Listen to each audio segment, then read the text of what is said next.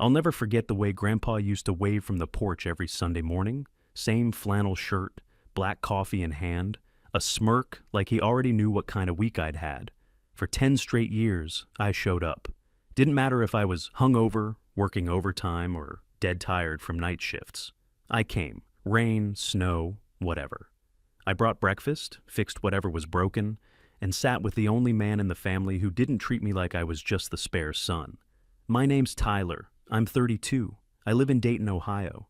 Every week it was just me and Grandpa Ray. Grilled cheese sandwiches, old westerns, and backyard walks while he talked about pruning trees or replacing fence posts. It was simple, honest. He was my peace. Meanwhile, my younger brother Kyle, he was too busy chasing whatever dumbass dream he was into that year. Dropped out of music school after 2 semesters. Failed at selling sneakers online. Tried opening a food truck. Burned through 10 grand and lasted 4 weeks. He may be called Grandpa on his birthday if someone reminded him. Never visited, not once. Quick note. Before we start, how's your day going and where are you joining from? What burned me wasn't Kyle's flakiness. It was how Mom and Dad coddled him through every mess. He wrecked his car. They bought him a used Honda the next week. Got scammed on some crypto garbage. They covered 3 months of rent. When he blew through that, they let him move into the basement, just until he gets his footing. Meanwhile, I was patching rust on my truck with junkyard parts and working nights to finish my HVAC certification. Never asked for a damn thing, not once. I didn't expect applause, but I thought maybe, just maybe, people would understand what Grandpa and I had, that it meant something. So, when he passed and the will said the house was mine, I figured, yeah, that tracks. I wasn't celebrating, I was grieving. Then came the will reading. We hadn't even gotten through the damn list before Dad turned to me and said, "You should give it to your brother. He needs it more." Like I was holding something I didn't earn. Like my 10 years of Sundays didn't count because Kyle was the golden screw-up who couldn't land on his feet. That's when it hit me. This wasn't about fairness. It never had been. I wasn't just holding on to Grandpa's house. I was about to have to fight for it. Fight them. And I was already tired. I didn't sleep much after that will reading. My head was buzzing with every word they'd said, every stare across that damn conference table. So, the next morning, I drove straight to Grandpa's place. Didn't even grab coffee, just needed to breathe. It wasn't some fancy house, just a little 2-bedroom ranch with faded siding and a garage so clean you could eat off the floor. But it felt like him. Still smelled like black coffee, motor oil, and cedar. Still had that soft hum of the old fridge running 24/7. Everything exactly where he left it. I dropped into the recliner, the one where he died, and let it lean back. My chest got tight. I used to sit right there while he rattled off stories about growing up during the war, about fixing tractors in the cold, about women he should have married but didn't.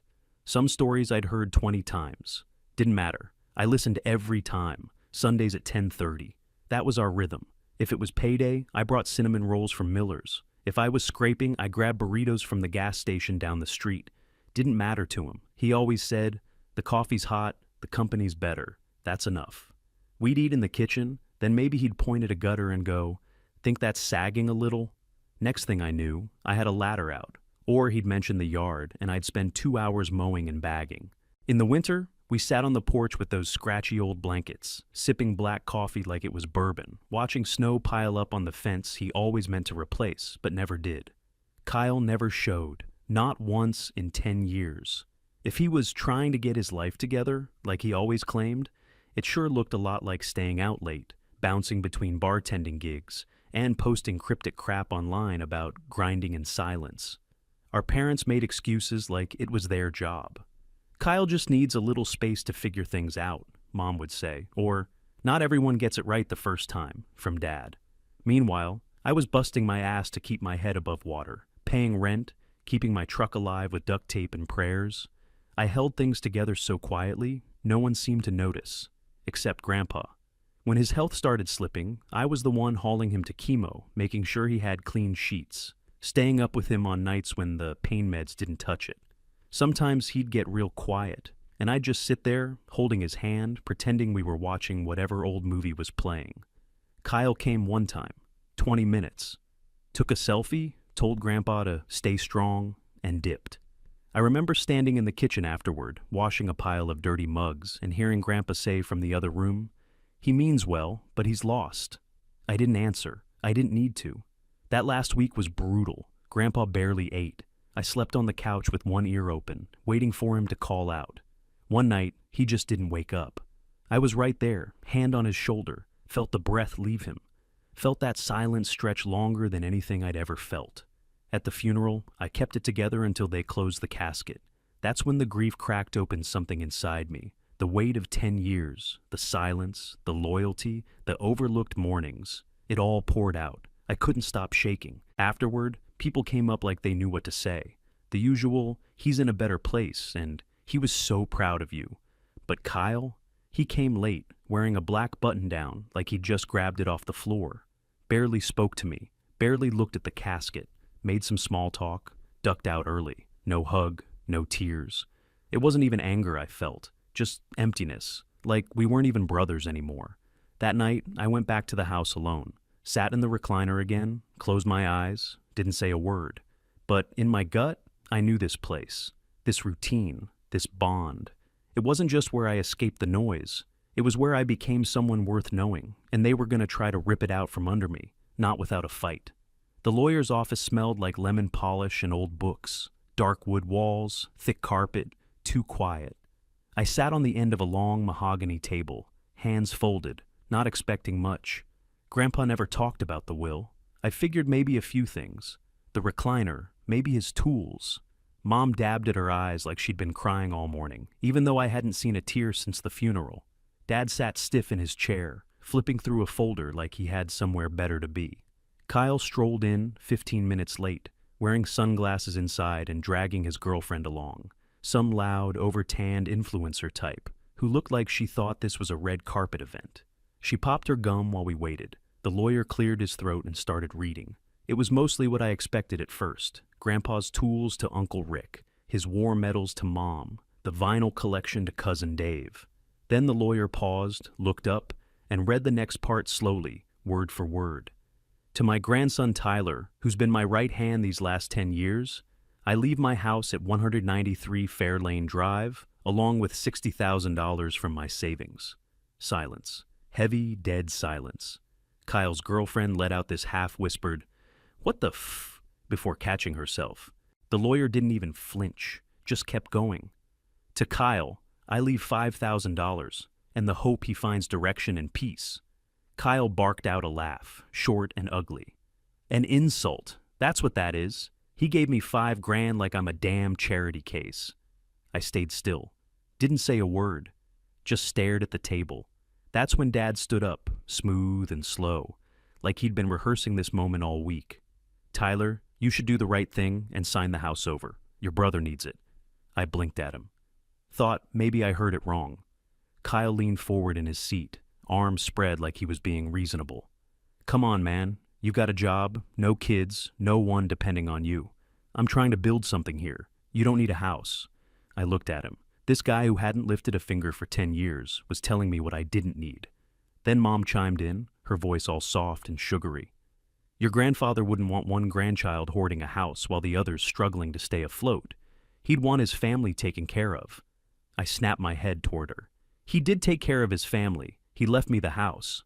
"You're twisting his intentions," she said. "He probably thought you'd share." "No, he didn't," I shot back.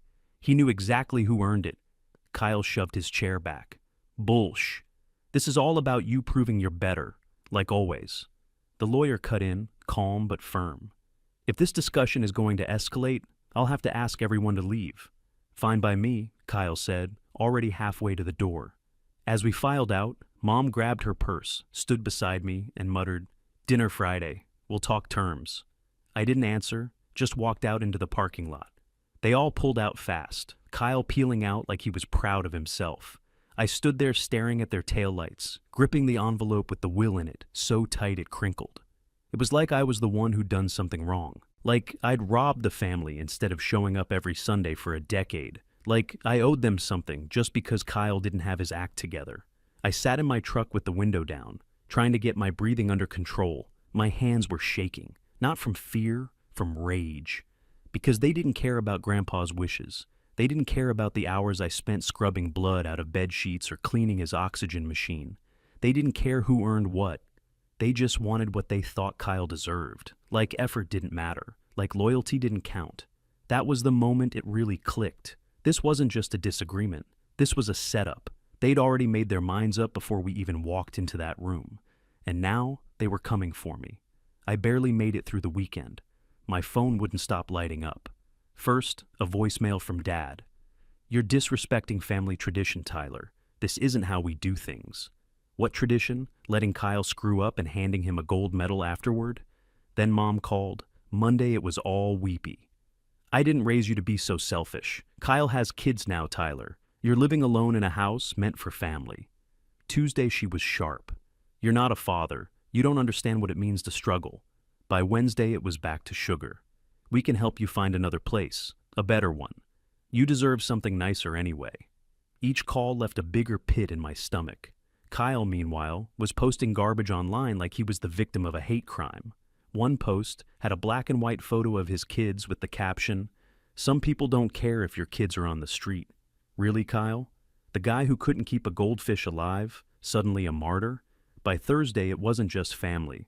Old high school friends started messaging me. "Hey man, just heard about the will. You sure you're doing the right thing?" "Didn't think you'd be that guy, Ty."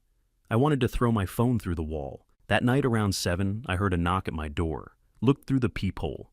There he was. Kyle, standing there like he owned the damn place. His girlfriend in a crop top and flip-flops. 2 kids behind them, maybe 5 and 8, already bickering. He smiled like it was Christmas. "Just figured you'd want to see your niece and nephew." I opened the door, stunned. "What the hell are you doing here?" "Relax, just a family visit." They walked in before I could stop them. The kids went straight for my bookshelf, started pulling out DVDs like it was a rental store. His girlfriend headed to the kitchen. "Hope you got snacks," she said, already opening cabinets. Kyle plopped onto my couch and kicked his shoes off. "Nice place. Bit small, though. No yard." I just stood there, arms crossed. He patted the cushion next to him. "Come on, sit down. Let's talk." I didn't move. "Talk about what?" "You know damn well you don't need that house." I kept my face blank. "I haven't decided yet." That was a lie. I'd decided the second Grandpa died in my arms, but I couldn't say it. "Not yet." Kyle leaned forward, eyes narrowed. "Well, you better decide right." He lowered his voice. "Because Mom and Dad are done playing nice." His words hung there, heavy and ugly. In the background, one of the kids knocked over a lamp. The other dumped a box of cereal on the floor. His girlfriend grabbed a soda from the fridge like she lived there. I didn't say a word. When they finally left, my apartment looked like a daycare and smelled like cheap perfume and sweat. I locked the door, leaned against it, and slid down to the floor. The silence was deafening, but it felt like oxygen. Then I sat on the couch, looked at the busted lamp, the crumbs, the spilled soda, and I broke. I cried harder than I had in years. Not just from the pressure, not just from the mess, from the raw truth that hit me. They didn't come to talk. They came to take. I didn't sleep that night. Just sat in the dark, staring at the ceiling, going over every word Kyle said. Every mess they made. Every message that hit my phone like a punch. I felt like I was trapped in someone else's life. One where doing the right thing made you the villain. Around 2 in the morning, I remembered something Grandpa said the week before he passed. We were in the garage, organizing his wrenches, and I must have looked overwhelmed because he stopped, wiped his hands, and said, "When you're not sure what to do, check the red toolbox." I'd laughed at the time, thought he was being cryptic. But now, it felt like something I should have listened to a lot sooner. I got in my truck and drove straight to the house. No lights, no music. Just the sound of the tires rolling over wet pavement. I parked in the driveway and just sat there for a second, staring at the porch. Inside, everything was exactly how we left it after the funeral. His slippers by the recliner, half a crossword on the kitchen table. The smell hit me hard. Old books, motor oil, and coffee grounds. Him. I flipped on the garage light and walked straight to the red toolbox. The big one, bottom right corner, where he kept the serious stuff. 3rd drawer down, just like he said. Socket wrenches, old bolts, a rusted pocket knife I gave him for Christmas in high school. And under all that, an envelope with my name on it. thick paper, my name in his shaky handwriting. I opened it slow. No fluff, no Dear Tyler or Love Grandpa. Just straight talk, just like him. He wrote that he knew what would happen, how the family worked, how things would shift once he was gone, that I'd be pressured, guilt-tripped, maybe even threatened, that they'd say Kyle needed it more. They'll pull every trick, he wrote, but you earn this house, every Sunday, every visit, every repair, it's yours. He said I didn't owe anyone a damn explanation, that I'd already paid my dues in time, not just blood. Then came the part that hit like a punch to the chest. The house is yours, and so is the peace that comes with it, if you're man enough to keep it.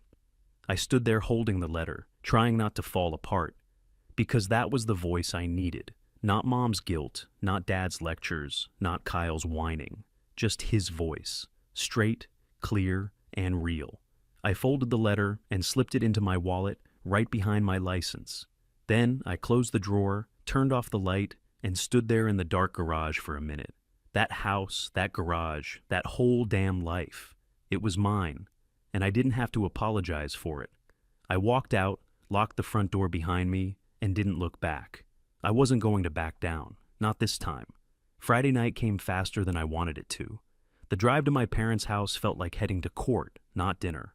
I pulled up and just sat in the truck for a minute, staring at the porch light. My palms were sweating. Letter in my back pocket, wallet tucked tight in my jeans. When I walked in, the smell of meatloaf and mashed potatoes hit me in the face like they were trying to soften the blow. Mom was at the stove, fake smile already loaded. Dad sat at the table with a folder in front of him, arms crossed. Kyle and his girlfriend were already on the couch, looking relaxed. Too relaxed. No one said hello. I sat down across from Dad. He slid the folder toward me. "Transfer forms," he said. "All prepped. It's a done deal if you just sign." Kyle grinned like he was watching a game he already won. "You can keep the garage if you want," he said. "I'm not trying to be a jerk. I just need a place for the kids, man." I didn't say a word, just reached into my back pocket and pulled out the letter, laid it flat on the table. Then I read it, every word.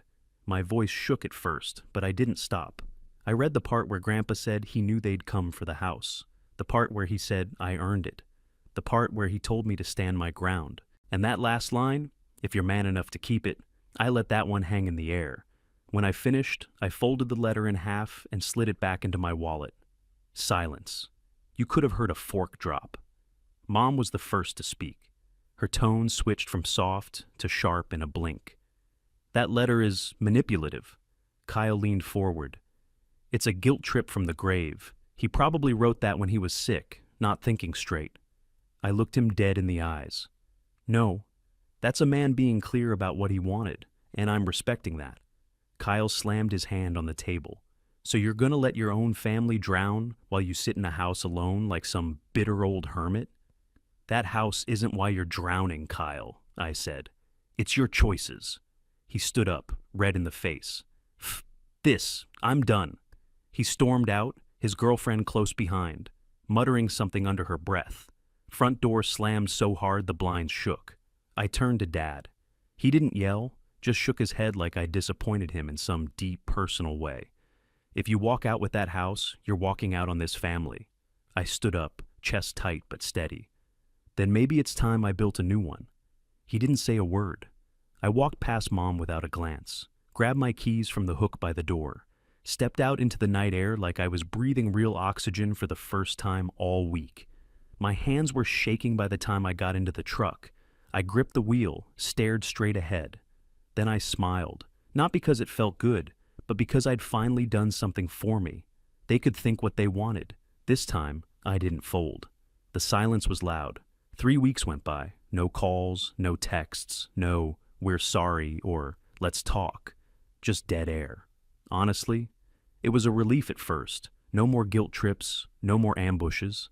I went to work, came home, fixed up a few things at the house, slept better than I had in months. Then Brent texted me, my cousin on Mom's side. Saw what went down, just wanted to say, "You did the right thing." Short, simple, no judgment. I sat with that message for a while. It was the first time someone from the family didn't make me feel like I'd burned the place down. A few nights later, just past 11, my phone buzzed. "Kyle, "Can we talk? Just us." I stared at the screen for a solid minute. I didn't reply right away. Took a breath, then said, "Me, tomorrow.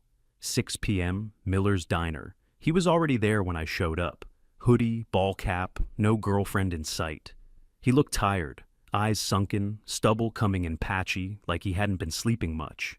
I slid into the booth. Didn't say anything. Let him speak first. "I broke up with her," he said. "It wasn't working. Wasn't right." I nodded. "Okay. Got a job at the warehouse over on Davis. It's not great, but it's steady." He paused. "Signed up for night classes too. Business admin." I leaned back, still listening. He rubbed his hands together. "I was mad. I still kinda am. But you were right. I didn't earn that house. You did." It hit harder than I expected. I didn't jump to hug him or anything. Just said, "Thanks. I appreciate that." He picked at the label on his water bottle. "You think we could start over?" I looked him dead in the eye. "Maybe, one day at a time." We left it there. A week later, Mom called. Her voice was softer than usual. "I miss you. Your dad does too." I didn't answer right away. Then she asked, "Would it be okay if we stopped by, just for a visit?" I told her sure, told her when. They came that Sunday, brought a peach cobbler, no speeches, no guilt, no transfer forms. Just sat at the kitchen table like regular people. We drank coffee, shared stories about Grandpa, laughed a little. It wasn't perfect, but it was the first time in years it felt like we were speaking honestly. 6 months went by, just like that. I repainted the living room, pulled down those old yellow curtains and went with a soft gray. Grandpa probably would have called boring as drywall. Replaced the back steps myself, pressure-treated pine, 3 coats of sealant. Took me a weekend. The squeaky fence gate, finally fixed that too. Should have done it years ago, but he always waved it off. His recliner's still in the same spot. Smells like pipe smoke and old leather. Sometimes I sit in it just to feel closer. Sunday mornings are quiet again. Coffee on the stove, bacon in the pan. The paper spread across the table even if I don't read half of it. I sit in the silence, sometimes flip on an old Western, sometimes just stare out the window and let the house breathe.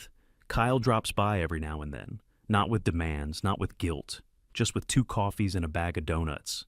We talk more like brothers now. No tension, no scorekeeping. He's still figuring his life out, but he shows up on time, talks about his classes, even brings the kids by once in a while. They're loud, but they smile a lot. He hasn't asked for a dime. Mom started sending pies again.